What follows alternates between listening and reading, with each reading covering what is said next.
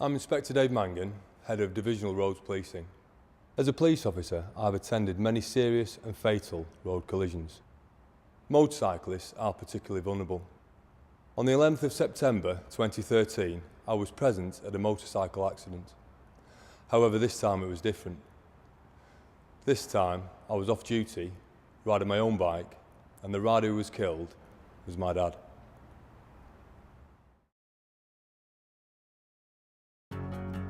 My dad actually got me into bikes when I was probably about 10. He had an old bike and he used to take me on the back of it to watch the bike racing at Alton Park when I was a child. So it was something that I've always been into. Recently, over the last few years, he started coming with me with some other friends and we've been touring Europe. The day in question, we set off from Minehead probably about 8:30, 9 o'clock. Got to Land's End probably about 1 o'clock-ish, stopped for some photos and a bit of a walk around, and then started the return journey home. We'd had this long ride and I was the lead rider at this time, my father behind me. As we came round a corner, there was a perfect overtaking opportunity for myself as a lead rider. So I took it, changed down gears and went past all three vehicles in one overtaking manoeuvre. My father, he was behind me, he managed to overtake two of the cars and he was stuck between the first car and the second car. What happened next, as I'm about to disappear round a left-hand bend, I looked in my mirror and I saw my dad's headlights of his bike come out from behind the first vehicle, directly into the path of an oncoming van that it appears he hadn't seen. And he rode into that and unfortunately was killed instantly. The accident that I attended was on a country lane. There were high hedgerows either side of the road.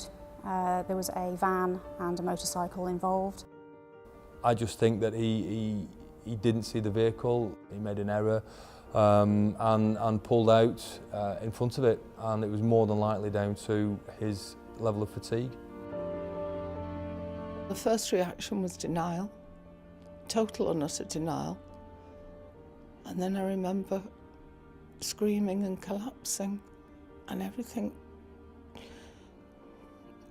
just collapsed within me. And from then on, but for Julia and for friends who came rushing out, I couldn't have got up off that floor. And then I had to phone my daughter in New Zealand, 12,000 miles away, and tell her that her father had been killed. And that was awful, because I couldn't put my arm around her.